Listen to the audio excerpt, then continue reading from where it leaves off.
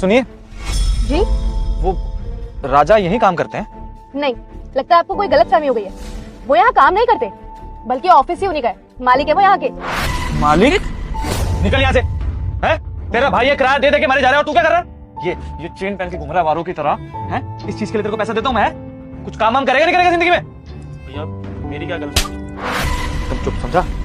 ज्यादा बकवास करने की जरूरत नहीं मेरे सामने। ये तेरी ये चेन है, ये घड़ी, इतने महंगे महंगे शौक पाल रखे। अपने भाई की हालत देख, अपनी माँ की हालत देख। तेरे को अभी तरस नहीं आता क्या हमारे ऊपर? इतना पढ़ा दिया लिखा दिया, इसलिए किया ये सब? इसलिए किया कि तू यहाँ पे बेरोजगारों की तरह बैठा रहा है घर में? भैया मैं इंटरव्यू देने चाहता हूँ, मैंने बहुत सारी कंपनी में ट्राई करा, कहीं पे क्रैक नहीं हुआ इंटरव्यू, तो मेरी क्या गलती है उसमें? ट्राई नहीं कर रहा तू, कुछ नहीं कर रहा है तू, समझा? निकल इस घर से, चल। बाहर कहाँ रहूंगा, कैसे रहूंगा? कहीं मेरा घर भी तो नहीं है बाहर। अभी के अभी निकल, और जब जिंदगी में कुछ कर ले तब हमें चेहरा दिखा दियो। खुद को तो पाल नहीं सकता, जीवन में क्या करेगा तू? क्या भैया? बेटा उसको घर से क्यों निकाल दिया? अरे कहाँ जाएगा, कहाँ रहेगा वो? अरे बात प्यार से भी तो बैठ के समझा सकते थे ना, घर से निकालने की क्या जरूरत थी? हाँ मैं आपको समझ रहा हूँ, आपकी सारी बात ठीक है, लेकिन अभी उसके लिए ये सब करना बहुत जरूरी है। जब तक वो अपनी जिम्मेदारी नहीं समझेगा कुछ नहीं करेगा जिंदगी में। पर हम इतने करोड़पति तो नहीं है कि जिंदगी भर उसको पाल सके। जब मेरे पास इतना पैसा होता मैं उसे कहीं नहीं जाने देता।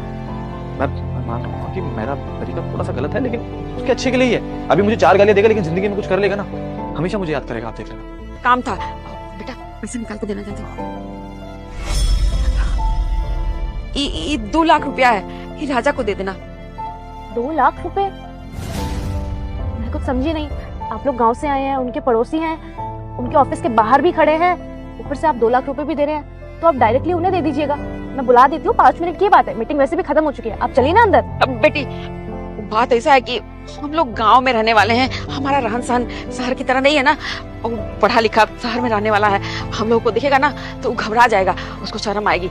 ऑफिस में और भी तो लोग होंगे ना, हम बाद में आके मिल लेंगे उससे। अभी आप बोल देना कि गांव से आई थी सुलेखा चाची और संजय भैया आए थे मिलने। रुपए भी ले लीजिए। 2 लाख किस बात की? किसी की पेमेंट आनी थी?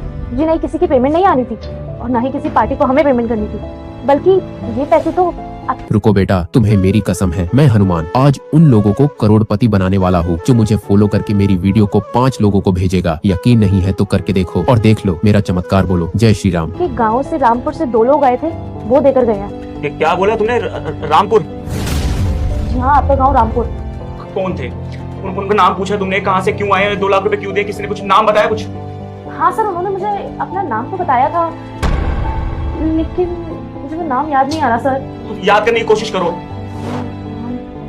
हाँ, शायद माता जी का नाम था सुलेखा और भाई साहब का नाम था संजय। हाँ याद आ गया, हाँ उनका नाम तो यही था।